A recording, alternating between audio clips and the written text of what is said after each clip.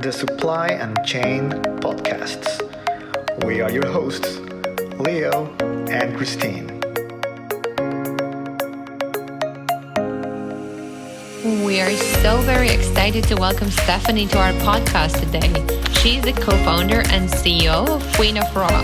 Queen of Raw is a marketplace to buy and sell unused textiles. Her business successfully turns textile waste into profit. Prior to starting Queen of Raw, Stephanie worked as a corporate lawyer, but after several years in field of law, she found herself called back to textile industry, where her family has been operating for many years. Welcome, Stephanie.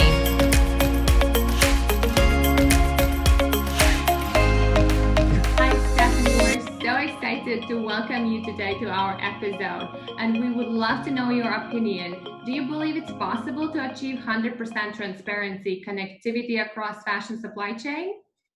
Oh, that's a good question to start right off the bat with, right?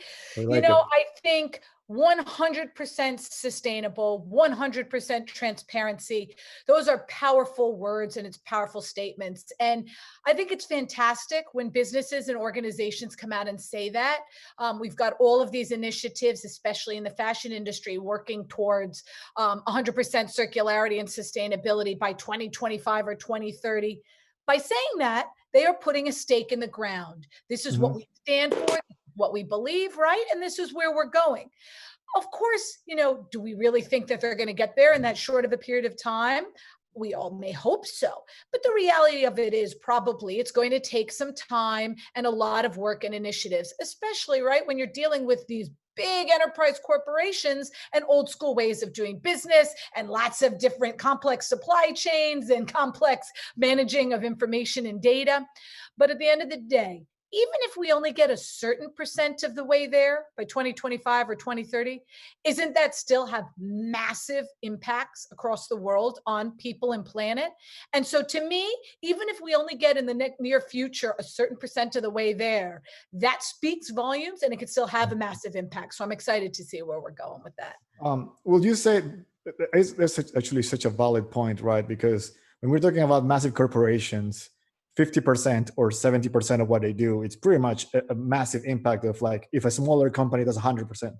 Even 1% of some of, the Fortune 500, you bet. Exactly. So it's great. But do you think then it's possible then for a smaller company, let's say, if it's just a few people together, a small brand or up and coming brand, would you suggest that people that are trying to start something new, they should try to achieve that from the beginning? I think the reason that they should try to achieve that from the beginning is there are these common assumptions that going circular or going sustainable is automatically going to cost you more money and take more time and resources. And what we actually try to show with Queen of Raw in our business model is it can actually save and make you money while doing good, right? And, when you put out some of these solutions that are sustainable, you have to be able to explain and show the profitability side of it. And I think sometimes that gets lost in the mix. People understand because the focus is on how this does better for people, how this does better for planet. How does this do better for profit? Because if you want, whether you're a small company or a massive company, showing the profitability side of something, how this improves the bottom and the top line, that's critical. Because at the end of the day, no matter how small or large you are a business, right? You are for profit with a social mission. We are too.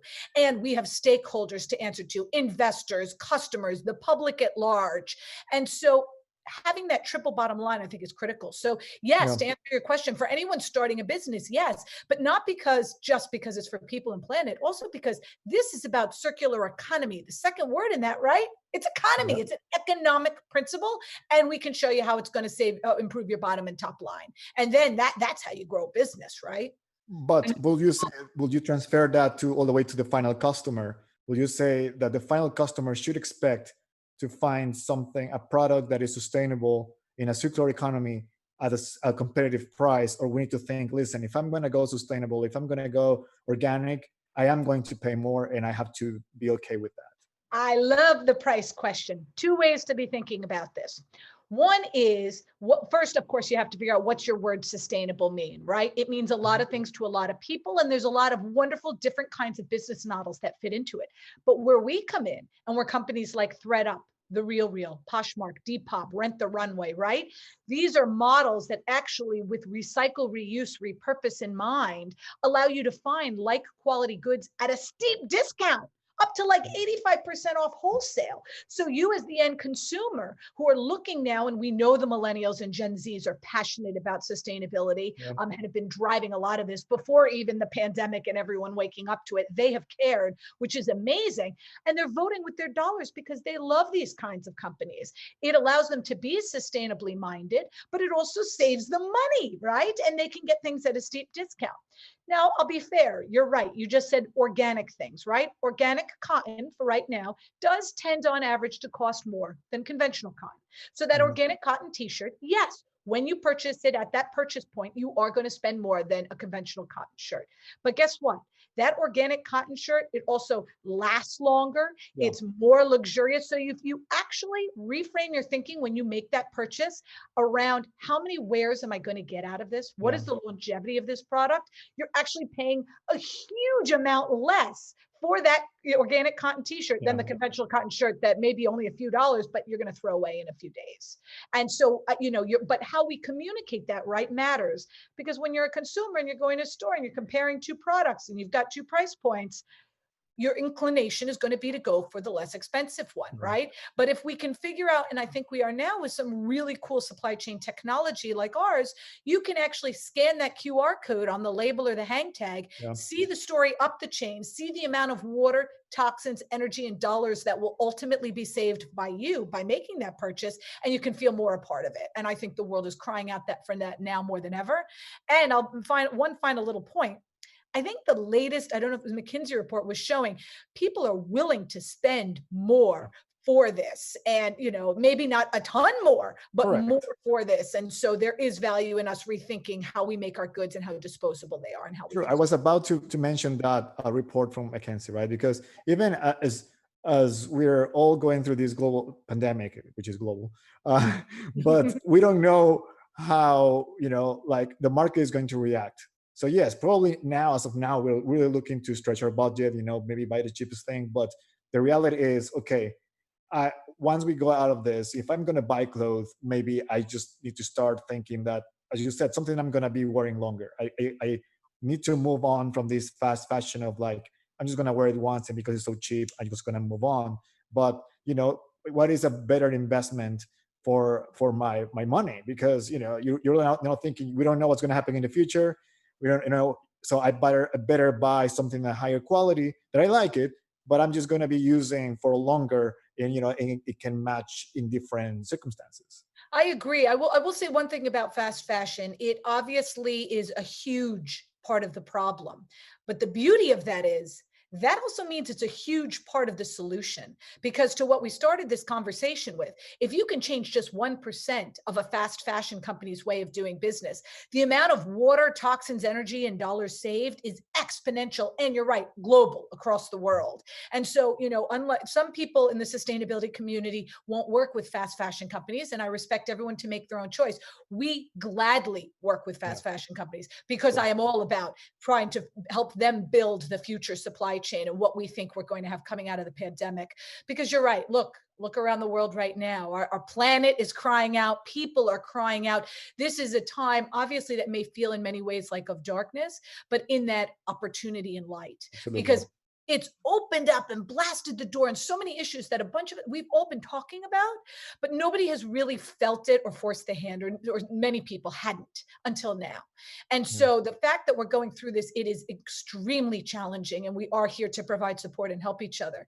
But with business models like ours, we can help businesses today survive, because we can help them, identify inefficiencies and waste, sell it and make money.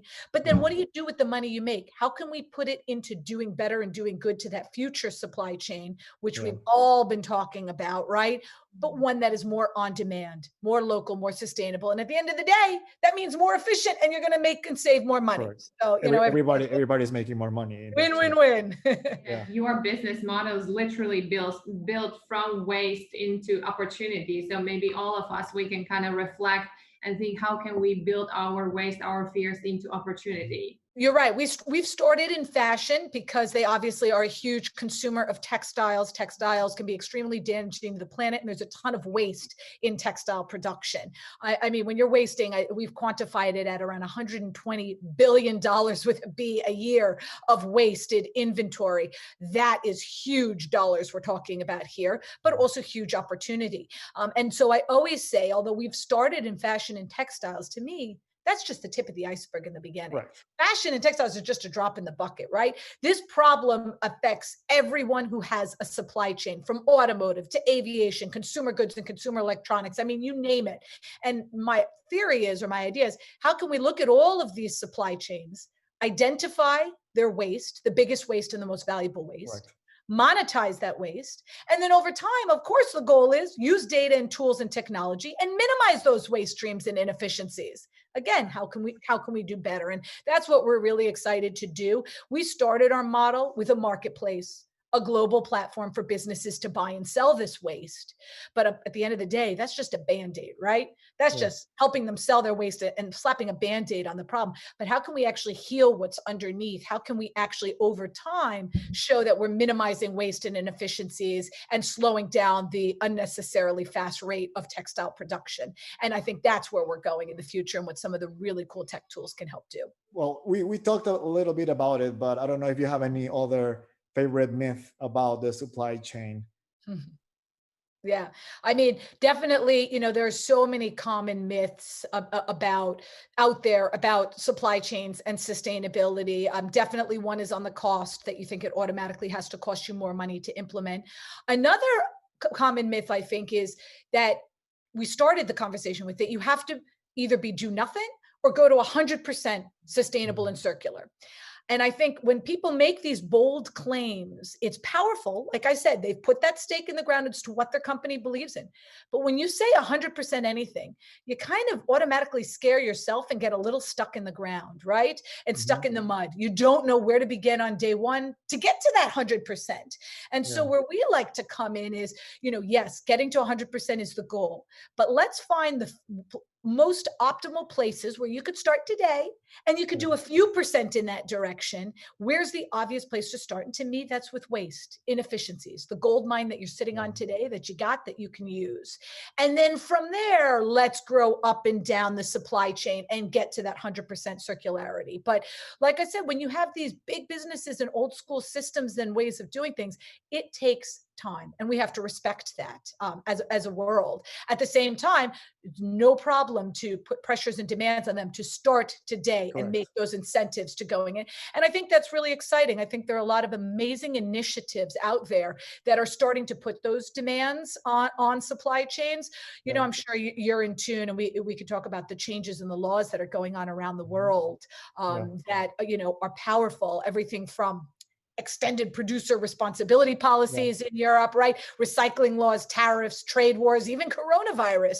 And so knowing that these changes in the laws are coming, to me, it's not just about slapping these businesses with millions of dollars in liability on the books. It's about incentivizing and encouraging better behavior and showing them, here are the solutions like ours that can help you offset this coming legal liability and can give you a place to start improving. And when you do that, I think that's where you really can start to see and nurture the change from within. Would you like to share some of your favorite recent fashion supply chain initiatives, maybe from your fellow partners around the world, anywhere really? I mean, I am a huge fan of Nike, and I have been for a long time. They have definitely been leaders in sustainability in so many ways. And I think in their latest earnings report, they just crushed it. When they tagged something as sustainable, and they have a lot of different categories and definitions of what that means, but when they tag anything as sustainable, they see 3 times the online conversion rate. Those are numbers you just can't argue with. Talk about profitability, right? They're exploding through all of this. So for people who say fashion is dead, what's the future look like? I mean, unless we're all going to go naked, we are going to need clothes of some kind. But what they are, how they are made, how we consume them is changing. And Nike is totally in tune with that and empowering that. They actually did an entire collection of shoes out of their own dead stock. And it just boomed in the market too, and had an incredibly powerful story to tell. So I think that's some, real example with real numbers behind it that show that how these models work. One other one that I'll call out that I'm really proud of is Kering. They also, talking about on the luxury haute couture side of things, they have put out and published their EP&L policies and their business model, and showed how much money they have saved and made by adopting sustainable practices and how their bottom line is affected. And they literally give you the blueprint.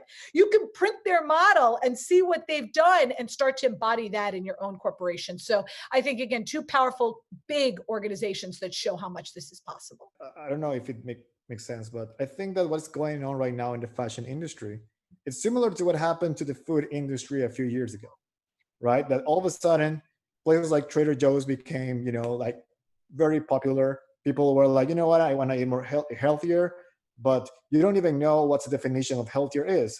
So all of a sudden, you start people slapping words like, free range, sustainable, free, whatever, vitamins, and because people are like, oh, it has vitamins, I guess it's fair that I can pay more for it, right?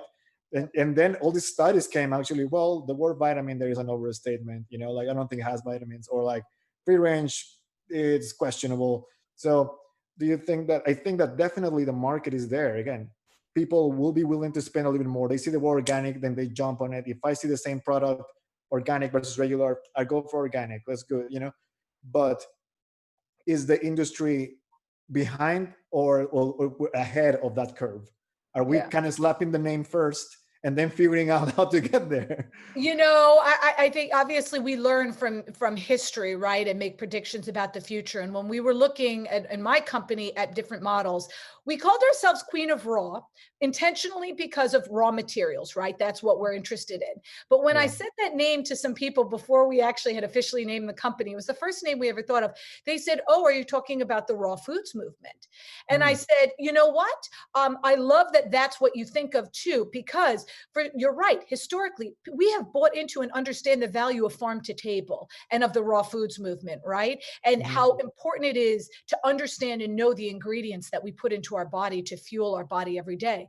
And for so long, I've wondered, why haven't we done the same with clothes? These are materials that touch us and our kids' skins all day long, just like the food we eat. What's touching our organ, right? Our skin, our largest organ, all day long, needs to be safe. It needs to have ingredients where you can read the label. And same as with the foods movement. If you read that label on that shirt and you don't understand some of the things that went in, it's not just cotton, or, like maybe you want to think a little bit about what you're putting on your skin and make sure it doesn't harm you or your kids. And I think you're right to that point. We are going there. I think there's a lot of work that still needs to be done, especially in fashion when it comes to labeling, so that we can get to the level of the FDA and food ingredients. We definitely need to do more. But again, the cool thing is, with everyone waking up to this issue and consumers demanding it, is the changes are going to come. We are seeing more smart labeling systems, right? Where you can scan that label or read that detailed hang tag and understand more about the history, who it came from, where it went to. Now you can even scan some of these labels and see all the way up the chain to the farmer who sheared the sheep, right? And to me, that just opens the doors of what is possible. The challenge has been historically for fashion, unlike food, fashion supply chains are so complex. I mean, hundreds of steps across the globe, right? Metric tons of water, chemicals, crops, and oil used in the process. Food is complicated too, but I think with fashion, it has gotten so many tiers deep that people lost sight of what was even going on in their own supply chains. And that's where I think we're at this massive opportunity with some of our enterprise customers. They go down to a tier 14 supplier. And talk about not knowing what's going on in your tier 1 or tier 2 contracted suppliers, going down to a tier tier 14 It's a and rabbit knowing hole. what's going on. We forget about it until now. Yeah. With technology, you can know instantly now what's going on. And that means with the data, you can just do better. We Yeah. would love to hear more about your technology and how it's actually enhancing for our listeners to really be able to kind of tune into your business model. Yeah, we've had a lot of fun with that. You know what, like I said, when we started the business, we built it at this open global marketplace. And if you go to queenofraw.com, that's very much our B2C marketplace for typically 250 yards or under of unused fabric. Anyone from a student maker, crafter, quilter to a smaller, medium-sized brand can go on and buy and sell their textiles, keep it out of landfill, and obviously turn that what would have been pollution into profit. But over time, we realized, especially for our larger enterprise customers, there was a lot more we could do. They have hundreds to thousands to tens of thousands to now hundreds of thousands of SKUs of inventory that they're trying to track. And going down to a tier 14 supplier, some of this information has been getting lost. Mhm. So we now built a kind of software and tools that live behind Queen of Raw for the larger enterprise customers. And with these tools, you know, we leverage the fun stuff like blockchain and machine learning AI. But at the end of the day, how we built it, it doesn't really matter. It's what it does for our customers that matter. It helps them in real time identify the waste they have in their supply chains. Now they can automatically, with the click of a button, put that into Queen of Raw's marketplace. And now that we have all this data in one place about what's going on in their supply chain, over time, it starts to make intelligent predictions over how they can minimize those waste streams going forward. And we'll track in a dashboard from an app on their phone, things like the amount of water, toxins, energy, and dollars saved by leveraging Queen of Raw solution as opposed to manufacturing new. And I'll take it one fun step farther. We now can connect that story to the QR code or RFID thread in a finished good. So when you buy that shirt as a consumer, scan it and see it was made with certified Queen of Raw dead stock. You just saved this amount of water, toxins, and energy, and it came from here, it went here, and all of that is transparent. And honestly, talking about where we're going, I think that's the future. You know, putting aside people's opinions that they may or may not have on blockchain, I think in the future, everything is going to be tracked and traced to some level. You're going to have to for your business to operate, but it also means we're going to know more about what's going on. And that only means that we can unlock a lot of possibility to do better. I mean, there's so many big brands who tried, like we both are coming from Li and Feng background, and they tried it many, many years before. So I'm super, super happy to see that you are succeeding and taking it to way further levels than they imagined that time. I appreciate that. And, you know, obviously I follow and very closely, and I'm very aware of how powerful Li and Feng has been in the work that they've done in fashion and in supply chain technology now, and building a more robust model to help their customers do better. And it makes complete sense. But I think you're right. This buzzword blockchain that's kind of been out there for a while, and 100% transparency, for those who have tried to do it, it almost felt overwhelming and too much. How are you going to, if you don't know your tier 14 supplier, how are you going to even start to think about tracking everything from farm to finished good to end of life? What we do and where we came in is we'll give you the place to start. This is the place you start today to survive. And then we'll show you over time, going up and down the chain, how you can thrive tomorrow. And to me, that's the way you have to, because otherwise, like we said, it's almost overwhelming to the point of you can't do it, right? How do you do it? And so we work very hard with our technology to make it very quick and nimble and lean. It doesn't matter, you know, if you're on AWS or Microsoft Azure. It doesn't matter if the you're technology using, at the end of the day just is there to make something happen, but the intention and you know, the process needs to be there. Yes, it does, and has to be nimble and easy and usable and integrated into their existing business practices. This isn't about overhauling your system overnight. This is about what can sit on top and help you do better with what you've got. Would you mind to give us this amazing speech you did, like a 1-minute pitch? I just love it so. That is so sweet of you. Well, I'll give you a little bit of context for it for those who may not know. We were given the opportunity to pitch Ashton Kutcher, Gary V, P. Diddy on stage in front of a huge live studio audience. The caveat was we had 60 seconds to do it. And so, you know, typically as entrepreneurs, you've got your half-hour pitch, you've got your 15-minute pitch, you got your 7-minute pitch, you even have a 4-minute pitch. but 60 seconds to pitch your entire business. But I have to say, it was the hardest thing I have ever done in my business to date. And it was the single most valuable and important thing I have probably ever done to date. Because if you can get that thing down into 60 seconds and make somebody care, especially when you're dealing in supply chain, right? Textiles, fashion, and stuff. If you can get people to care and understand it, I think it can be very valuable. So happy to do the pitch. It is something that has stuck with me very true, very closely. And I will say one final thing before I do it. As I was practicing leading up to this day, I was pushing the stroller in the New York City noise one afternoon, and I hear coming out of the stroller these words, and I lean over, and it's my 4-year-old son, and he's saying, "Are you naked right now? You're not." He's doing my pitch. And I said, you know what? If my 4-year-old can get it, anyone in the world can understand these world problems and how we can change the world. So it's catchy. I will try it a lot at home. Yeah, no, all right. I'm happy to do it. Let's see if I still got it. Are you naked right now? You're not, because you're using fabric. It's everywhere. It's where it's supposed to be, covering things like us. And it's where it's not supposed to be, sitting in warehouses around the world, just waiting to be burned or buried. And I know about this problem because my family has been in the fabric business for over 100 years. Queen of Raw's marketplace matches buyers and sellers of unused fabric, keeping it out of landfill and turning that pollution into profit. And we've already saved over 1 billion gallons of water doing it, and we're just getting started. I'm doing this for my 4-year-old son. I want him to have clean water to drink, clothes that aren't toxic to wear, and a planet to live on. My name, it's Stephanie Benedetto, and I'm the Queen of Raw. It's a lot of fun, but at the end of the day, it is about, we have to all, right, believe in what we're doing, have heart, and have that bold vision to change the world. Sometimes that's what it takes, right? I love it. It's truly inspirational, and really, it as you said, right? It's like if you have 14 minutes, you can think 1 minute and then talk 14. But if you need to give like a pitch in 60 seconds, you need 4 months to think about it. Like to really make sure that you have the hooks, that you get the right message, and it really works. So congratulations for that. Talking about learnings, and again, you really sound like a very inspirational person that has been in the industry, worked a lot. So we want our listeners and viewers on YouTube to be able to learn from our guests, not only in their success, but also in their failures and their learnings. What do you think has been your key learning from a challenge or a failure in the past? Yeah. It's interesting when I look at kind of the history and the trajectory of what got me here. I had a prior startup called Paper Number 9. And we had invented a new leather alternative. And it really hit a note in the market years ago when innovation in textiles, sustainability was just starting to get talked about.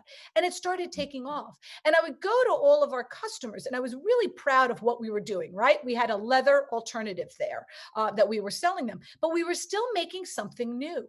And I would go to all these factories and warehouses and mills around the world and see all this perfectly good stuff just sitting there that was going to be burned or landfilled while they were buying our leather alternative. And I'd say, what about this stuff too? And there are all these designers dying to get their hands on this stuff. It just seemed like a supply-demand mismatch. So I always had that in the back of my head. Now, as we were building the business, it came to a point where my co-founder and I had to either raise around, build up big factories, and start to meet some of the bigger orders we were getting, or we had to move on. And at that point, my co-founder decided that for her and for her choice, she was happy keeping it a smaller artisanal textile shop and didn't want to go big. And for me, the future vision is go big or go home. I want to build the greatest and biggest things in the world and change the world. So, do I talk about that as a failure or learning? It was an opportunity for me to learn about startup world. And it's also what exposed me firsthand to the problem that I then set about solving, which is where we are today. So, for anyone working on startups or working on supply chain challenges, you're going to have challenges every day. We all do. I continue to do, right? But I think part of being an entrepreneur is pushing through those challenges, learning from them, but growing and moving and iterating. And whether that becomes starting a new business or looking at a different type of a business model, as long as you're iterating, improving, and growing with your vision, you are going to be the last player in the market to dominate. So go get it. Wow. Even that sounded like a pitch. I don't know. Like, sorry, it has not been rehearsed. This is really just. No, this is, I appreciate it very much. But that's it, right? We need to inspire each other, support each other Exactly. more than ever. That's what supply chains are. They're connected chains, and it requires everyone in the chain. Or if there's a break in the chain, you got a problem. So we need each other. Yes. Thank you so much for your time. We really appreciate it. Thank you. My pleasure. Thank you for having me. I always go back to it's my favorite in the world right now. I gotta say, she has sent it to me a few times. Like, you need to see this. You need to see this. And then she was like so excited. We're gonna have her in the podcast. We're gonna. So that is true. But I gotta say it's true.